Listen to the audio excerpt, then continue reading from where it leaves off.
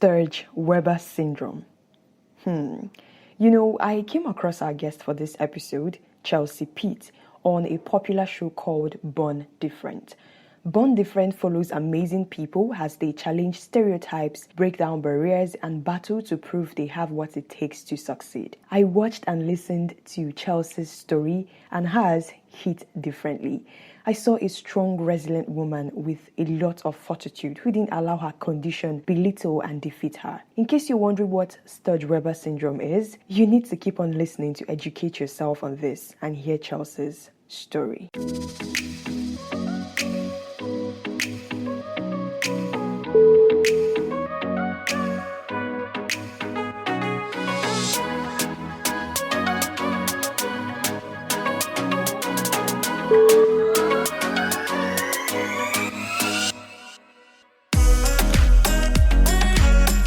This is the Calm Down Podcast, a reminder that we all have to take it one day at a time in our journeys, check up on our friends, and observe simple courtesies. There are 3 segments to this podcast, which are the Issues segment, where a topic is brought to the table and tackled, the Reality Check segment, where we check up on each other, and finally, the Common Sense Rules segment, where we are reminded of simple courtesies we might have forgotten or oblivious to. I am your host, Violaekene. I'm an on-air personality, content creator, podcast host, beauty and lifestyle blogger at www.hiswordmybeauty.com. Again, www.hiswordmybeauty.com.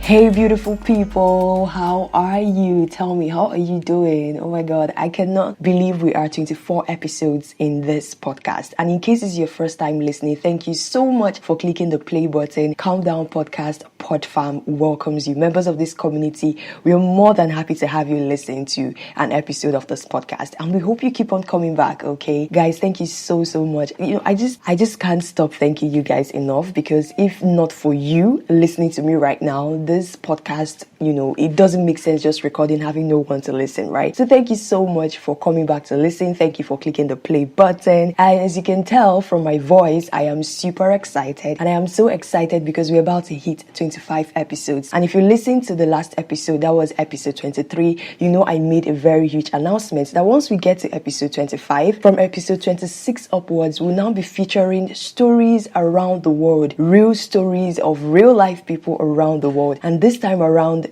people are going to tell that story themselves. So it's mostly not going to be me coming to interview them or ask them questions. I'm just giving people, you listening to me, my podcast platform to share your story. So if you do have any story that you have, I keep on saying that everybody in this world has a story, and our stories are from our unique experiences, things we've gone through, our unique outlook at life. So many things mold our stories, so many things give us those stories. And like I'd always say, not every story will end with a happily ever after, because in reality, not all stories end with happily ever after. So in case you want to share your stories and connect with people with similar and unique experiences like yours, please, I already have a story prompt created to help you and guide you record your own story. The link to the story prompt is in the description box of this episode, so please feel free to click on that link and download your story prompt. It will be sent straight up to your email. Please download it, go through the story prompt, record your story. I cannot wait to hear your story. The world cannot wait to hear your story. This podcast has reached in 20 plus countries in the world, and it's so amazing how our stories can shape lives. If there is something you're willing to share, it might be something you've gone through and you overcame, something you're currently going through, but you're learning so much from, or someone's story, you've been there, you witnessed it happen, and you feel like, oh, I should share, okay? No story is not important, and every story is important and beautiful. So please download the story prompt in the by clicking the link in the description box and I cannot wait to hear your story. And I know this community and around the world, people will be so excited to listen to your story because they can relate to it as well. So guys, with that said, welcome to the issue segment of the Calm Down podcast. And the issue segment is where we amplify people's voices, also where we bring a topic to the table. Rare, hardly talked about conversations happen in the issue segment of this podcast. And for this issue segment, I have a guest. My guest's name is Chelsey Peat. And I was so happy when I reached out to her and she agreed. I was so excited, and if you listen to the intro properly, I said I listened to and watched Chelsey's story on a show called Born Different, and I just knew that I just had to get her on this podcast to share that story with you as well. So before we get into our conversation together, which you're about to listen to in a few minutes, here is a little bio for you about Chelsey Peat. Chelsey was born with a rare neurological condition called Sturge Weber syndrome in 1985. Growing up with the condition brought many challenges like extreme surgeries to living in the hospital as a young child. She didn't let her struggles stop her, and she accomplished everything she set her mind to, from graduating, going to college, getting married, and even becoming a mother. She now lives happily with her husband and 2 daughters in Alberta, Canada. She's an ambassador for the birthmark community. She advocates for individuals born with physical disabilities and facial differences. When I tell you that this woman is an inspiration, I am not even kidding at all. So now that you have a good knowledge of who Chelsey is, let's get straight into this conversation, and I hope that this conversation I had with Chelsey inspires you and encourages you as well. Thank you so much. I'm so excited. Thank you so much for agreeing to do this with me. Oh, of course. Thank you. Okay, so let me get straight to the questions that I have for you. And the first thing I want to ask you is, what is Sturge Weber syndrome and what is it like? What is it all about? Just for our listeners to know. Of course. Sturge Weber syndrome is a neurological disorder that affects about 1 in every 50,000 people. You can have the condition with visible differences and sometimes invisible. But for me, for example, I have a large port wine stained birthmark that runs halfway down my face. And the problem with Sturge Weber is basically it's not a regular birthmark. It actually affects everything underneath the skin. The birthmark goes far deeper and affects any organs that it touches. So for example, with me, it affected my brain as a baby and my eye. I have glaucoma in my left eye. And the joys of the syndrome, there's going to be other complexities and things that can go wrong with the syndrome. Oh, okay. You mentioned you were diagnosed as a baby. Like, how old were you when you were diagnosed? And did you undergo any kind of surgeries, as regards it growing up? Mm-hmm. I was diagnosed just a couple days after being born. The doctors knew that it wasn't just a regular bruise on my head when I was born. It was, in fact, a very deep, dark birthmark. And I was basically healthy, baby for the first few months, but then I began to have, at about 10 months of age, seizures. The brain on my left side was affected because of the blood flow, and I basically began to seizure. And as I got older, the seizures became more and more intense. The doctors tried me on every medication that was available. Nothing worked. The doctors told my parents to prepare that I was going to die. Was basically what they said. Heartbreaking, I can't imagine. But they ended up telling me, we've tried everything. There's nothing else we can do. The only other option is if you try this, going to a specialist on the other side of the country, they might be able to do brain surgery.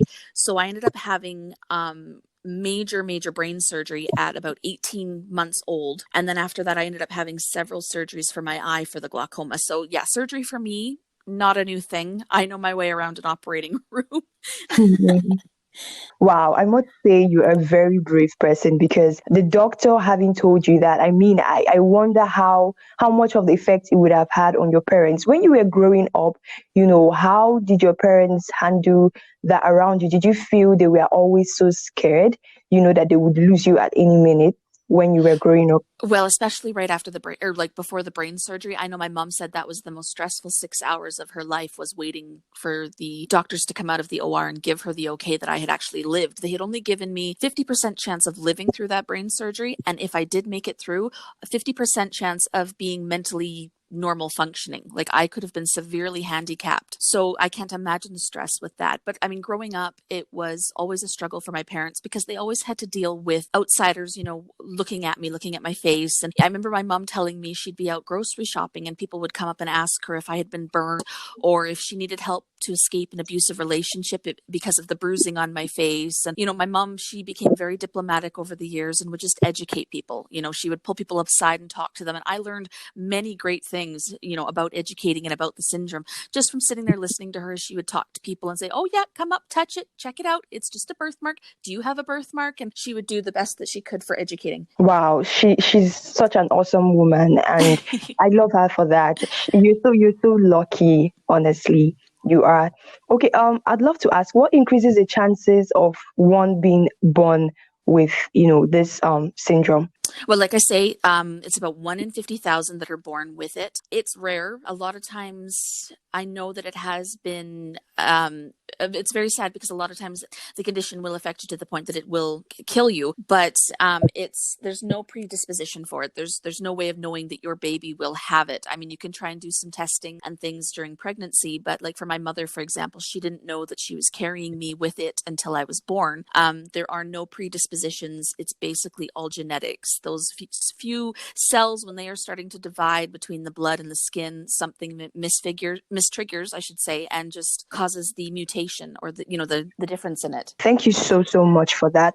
Is there any special care that you think should be given to someone with this condition? Well, when it comes to treating someone, of course, you want to treat them the exact same. But when it comes to the actual condition, depends completely on what each individual's needs are. For example, I have, like I say, the glaucoma. So of course, I've always had to go and see an ophthalmologist and deal with my eye care, skin care, dermatologists. If you have a birthmark, you can have laser treatments and have it lightened and treated and dealt with in that regard.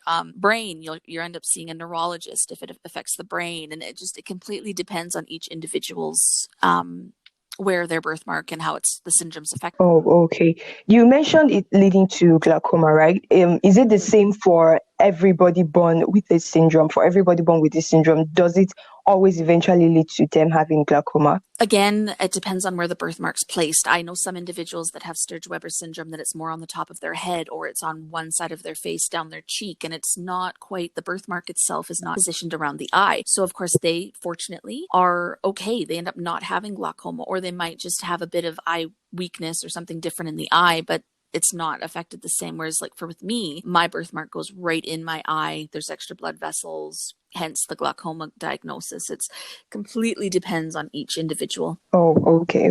Does this actually stop you from doing some things? Like, do you think it limits you, from doing things that other people can do? Well, when it comes to the glaucoma, for example, when I was younger, the doctors would tell my mom that I shouldn't go swimming in chlorine water, like at the pool, because the chlorine could affect the eye. Playing sports, the risk of injury to the eye, again, that was always, I did a bit of karate, but I wasn't much of a sports kid for that reason.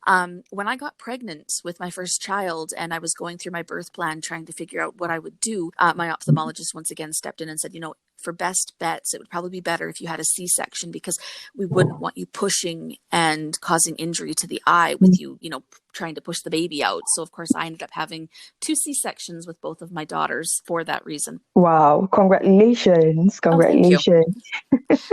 Okay. What was growing up, especially in high school, like, having this syndrome? Would you say you had a very good social life? Well, it was hard for me because I actually grew up in a small town, and a lot of people in that particular town were a different religion than me. So I always felt like an outsider to begin with. But when it came to the birthmark itself, yeah, I didn't have the social circles. High school for me wasn't the greatest because, the boys, you want to hang out and have the attention of the boys, but the boys didn't want a thing with me because I was so different. I was, that little bit of a monster that they didn't really want a piece of me. So I didn't have the dates. I didn't have the date to my grad. I didn't have the social circles. I had a couple friends that were close, but nothing crazy. Did this affect your mental health in any way? Having nobody, like you said, the guys want to be friends with you. did it affect your mental health and your self-esteem? Definitely. Growing, of course, high school hormones, having that struggle with mental health to begin with that so many teenagers have, to not have that simplicity or the normal run of things. It was a struggle. I know at one point I had to go and seek some counseling and things like that. But what was great was the fact that my mom was such a great resource. She knew that if I'd had a horrible day, I needed that shoulder to cry on, she was there and I could go to her about anything. She also knew that I had one piece of my life that's still very important to me, which is music. Singing, for example, for me brings me great therapeutic joy, that if I had a struggle, I could just look at her when I'd walk through the door after a horrible day at high school. I'm turning on my music, Mom. And she'd be like, okay. And I'd go downstairs and I'd turn on my CD player and just blast and sing tunes for a couple hours. And she knew just to leave me be, let me do my thing. And I would come up completely refreshed, renewed, and ready to battle again, kind of thing. You mentioned giving birth to two amazing children. They weren't affected with this syndrome, right? Yes, it is not. There's no way to pass it on. Okay. You also mentioned that it did affect your self-esteem.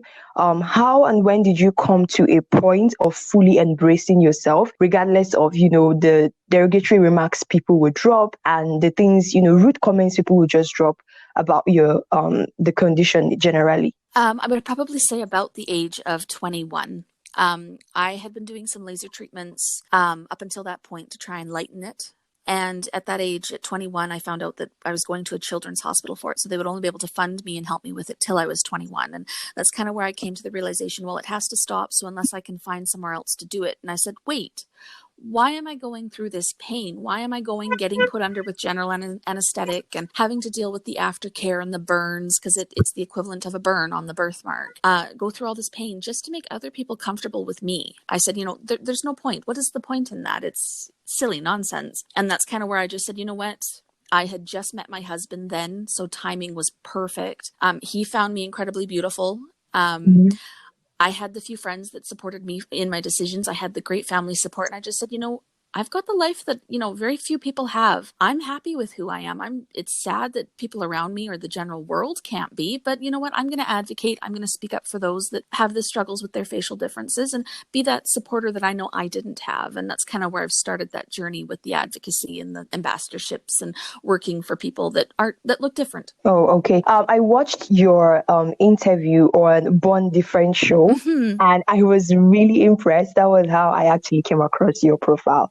And you mentioned, a mother reaching out to you on Facebook to come talk to her son or see her son that had this syndrome. Yes. Do you mind sharing how that experience was for you and any significant impact it had on you? Well, it's always great to see one of my birthmark buddies. That's what I call them when I get to meet an individual that has, especially Cash, because Cash has Sturge Weber syndrome like myself, so a rarity like me. And I had met Jamie through one of our Facebook groups, and thankfully, we were able to connect. And she actually only lives about 10 minutes away from me, so we've been very good buddies since I've met her and Cash and her family. And I've been able to see him. There's been a couple instances where he's been at the hospital for something, and I work at the hospital, so it's been kind of nice being able to check in with him and them. And it's almost having like that extended family, knowing that we can support them. And she's asked me questions about things, and I've been able to well, this is how I did it, or this is what happened with me when I was his age, and kind of go off that as a basis for him when it comes to his treatments and things. Oh, okay. Do you mind sharing some derogatory comments you've gotten about this syndrome from people around, or maybe you just walk into a place and people just talk? Do you mind? Oh, definitely. For me, the biggest thing for me was once the one Batman movie came out. I forget what year it was, like 91 or something. And they had the one character come on that was known as Two-Face. And it was the guy that had the acid burn down the side of his face. And I remember watching that as a small kid. I had to have been like 8 or 9 or something. And I took one look and I went, oh crap, because I knew that was going to be my nickname. And sure enough, the next couple days at school, as soon as enough of the kids had seen the movie too, that was my name with the bullies. He looked just like me. Half his head was different colored than the other. And it was the standard term for me. People thought it was so funny. Oh, haha, real life Two-Face. But, it wasn't the greatest for me. It was annoying, trying to get past all that and having people ask me stupid questions. Is your eye going to fall out of your head because of the way my eye sits with the glaucoma? And, it's just learning to kind of move past that. The hardest struggle for me, though, as an adult would probably be when it comes to things like job interviews. You know, you get the call from the person that they'd like to have you for an interview. You sound like you've pretty much got the position or the job. Yet the minute that you walk into the interview, I've had several instances where I will actually look at the HR manager, look at the person who wants to hire me, and I know I'm not getting the position. I'm not the face of the company that they want. And it's heartbreaking. I still sit there. I do 110% effort on that interview. But I know at the end of the day, I'm going to get a call in a couple days that someone else got the position. It's heartbreaking.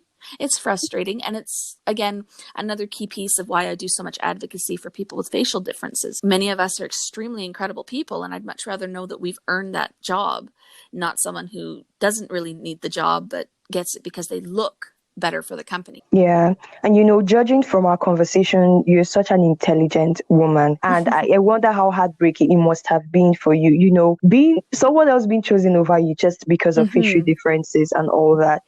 Okay, what would you say to someone listening to this that has Sturge Weber syndrome and, is currently dealing with low self-esteem, is trying to find his or her balance with the fact that he or she is different from what the society portrays as beautiful? I would definitely say for people with Sturge Weber syndrome that, we are incredible people. We are rarities. The fact that many of us don't survive, it's heartbreaking, and it's the statistics. So if we're able to succeed in life, it's getting those little wins and forging our own little journeys. We are such incredible ambassadors and such incredible, like I say, rarities that for us to accomplish anything is spectacular, to keep pushing, not let the negativity hit you, because yes, you're always going to have those people that are just dum-dums and just keep going. I always say, a picture's worth a million words, but it's getting to know the person from in their soul. People can be such incredible people once you get to know them, but it's getting past those cookie cutter images that everyone figures they have to have. Thank you so much, Chelsey, for this. I really appreciate it. Thank you so much.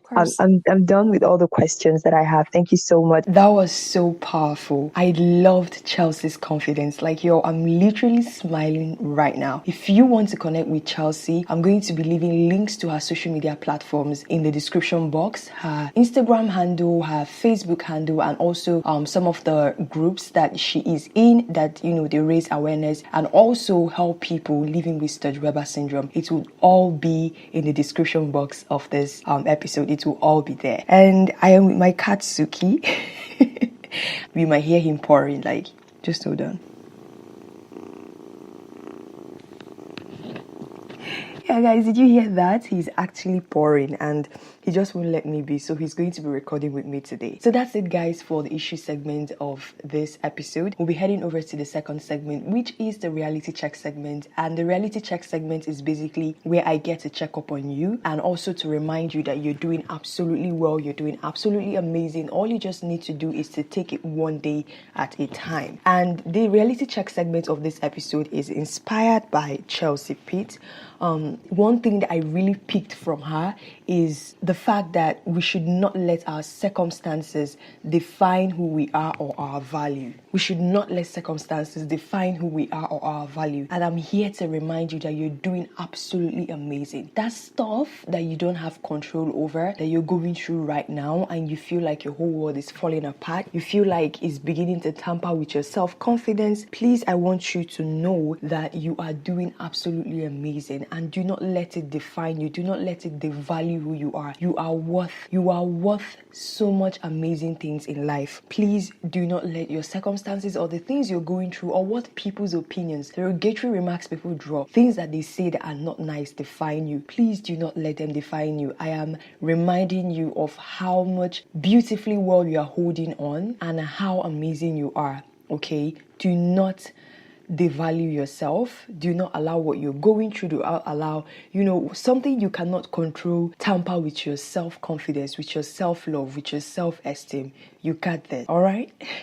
So that's all for the reality check segment, and heading over to the common sensory segment, which is the last segment of this podcast. And the common sensory segment is basically where we are reminded of simple courtesies we might have forgotten or oblivious to. So in the common sensory segment of this episode, I just wanted to quickly address things that you should never say or do to someone living with Sturge Weber syndrome. Yes, it is very, very vital. And I feel like some of the the things I'm about to mention is something that common sense should basically tell people not to do, but then they still do it. So I'm just here to remind you. Okay, so if you know someone that would find this episode really beneficial and helpful in educating them, please share. Do not hesitate to share with them as well. All right, so the first thing you should never do or say to someone with Sturge Weber syndrome is to walk up to them to ask questions like, oh my god, did you get burned?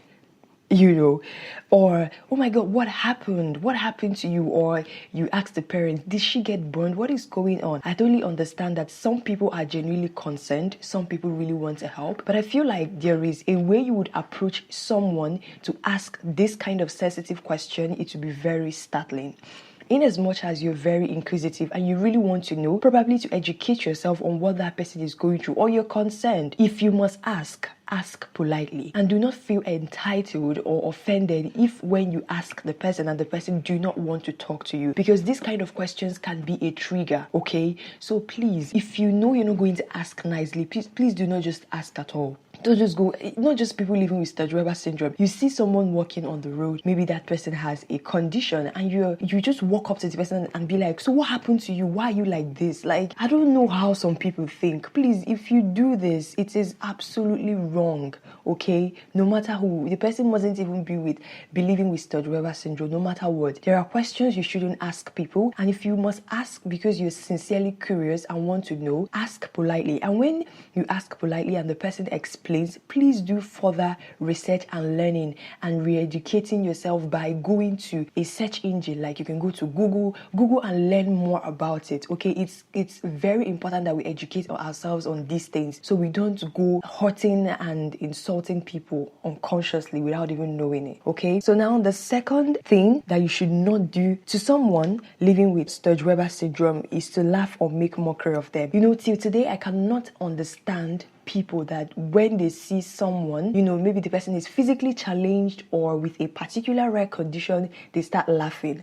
Like, what is funny? I don't like, why are you laughing? What is funny? Like, what is amusing you? Why are you making mockery of them? Or then people start to whisper or point fingers. Like, see, I feel like there are some things nobody needs to tell you that it's wrong. The human empathy in you should. Why are you laughing? What is funny? Please, if you do this, it is absolutely wrong. Stop it. Okay? And then the last thing you should never do to them is to stare. Now, this issue of staring is a very big problem. Okay, now let's talk about someone. Maybe that person doesn't have a condition, but how do you feel when you're walking in a street or on the road and people are staring at you? It makes you uncomfortable, right? And it can be quite embarrassing, right? Very good. Now, why would you see someone that has a rare condition, maybe is physically challenged, and you begin to stare? I know that you might be like, wow, you've never seen something like this. There's a way to look and then you mind your business and you turn away. But some people just start to stare with their mouth wide open. For 2 minutes, you're still staring. Please stop staring. It is embarrassing. It makes people uncomfortable. And it's even a threat to someone. You don't know what the person is going through mentally, okay? You don't know what your stare is, the questions that person is asking in his or her mind. Stop staring, okay? So that's all for the common sense segment of this episode, and this is all for episode 24 of the Calm Down podcast. I hope this was very educating for you, and I hope that you learned a whole lot. So guys, please do me a favor. That podcast app you're using to listen to me right now, please give this podcast a 5-star rating and review as well. Drop a very good review if you enjoyed this episode, and subscribe. Okay, share, tell someone about the Calm Down podcast today. Please, this will aid in more visibility of this podcast. In this podcast, I'm so grateful that this is a platform and a safe space to talk about these rare conversations, that are mostly not often talked about in the media and all that. We talk about it here. I mean, we have an episode here on vitiligo awareness with Candace Benford from Terry, Mississippi. We also have an episode here on albinism awareness, where we also brought to the light what is happening in Tanzania and Malawi. People living with albinism are still being hunted and killed. Their body parts are believed to be very potent in, money ritual medicines by witch doctors predators. So people living with albinism are literally hunted and killed in Tanzania. And also there's an episode, a COVID-19 survivor shared his journey with us. So many beautiful things, guys. So many beautiful things. There is also an episode where someone helped us to uncover the Black Biblical destiny. You know that debate that is often had where people say Jesus was a black man and Jesus is a black man rather. Yeah, there's an episode where we went into that in detail. So please take a walk down the recent episodes. You surely love it here. And please tell someone about the Calm Down podcast. Also, I'll also appreciate it if you support this podcast for further expansion, production of new episodes, and also to get a new beautiful microphone. Okay, you can support on Shukran for as low as 100 naira or $1. So Shukran is a platform where you can support your favorite content creators for as low as 100 naira or $1 and above, and it would be really appreciated. If you want to be supporting on a monthly basis, you can use Patreon. Just go to www.patreon.com/violaekene. The link to my Patreon account will be in the description box, same as my Shukran account and same as my Anchor support. You can use any of these platforms to support this podcast. Or if you want to support in Bitcoins, you're very much welcome. Thank you so much. All you have to do is just to drop me a mail at ekeneviola@gmail.com. My email address will also be in the description box and I'll send you my Bitcoin wallet. And please, if you listened, as you've listened to this episode and you love it and you really want to express how this episode made you feel, please drop me a voice message. In the description box, there'll also be a link for you to click on to be able to drop a voice message. Pour out your heart. Say how this episode made you feel. It will be featured in the next episode of the podcast, which is episode 25. And do not forget to follow on social media. If you want to tweet or if you want to just do anything this podcast related on social media, just use the hashtag calmdownpodcast. Okay, I follow the hashtag of this podcast. I monitor it closely, and whatever you tweet on it, I will definitely reply you and engage you on it.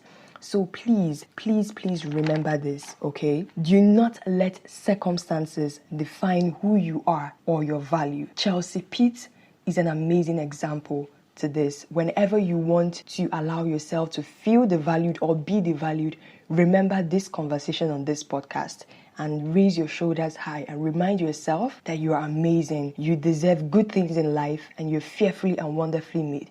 Just do me a favor.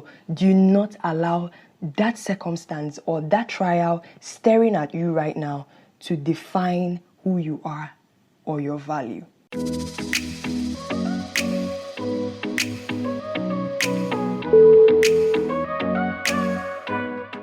Thank you so much for listening to this point. I hope you learned a whole lot. If you want to receive updates on new episodes, you can subscribe to my newsletter by clicking the link in the description box. We are also on social media. You can follow the Calm Down Podcast on Instagram at the_calm_down_podcast. And you can like our Facebook page at the Calm Down Podcast and also join our Facebook group, Calm Down Podcast Community. You can also follow me on Twitter and Instagram at Viola_Ekene, VIOLA_EKENE. So is there anything bothering you that you need my opinion and that of the community on before making a decision for the reality check segment? Please send a mail to ekeneviola@gmail.com, EKENEVIOLA ekeneviola@gmail.com, or send a direct message to our podcast Instagram handle at the Calm Down Podcast. That is _calm_down_podcast.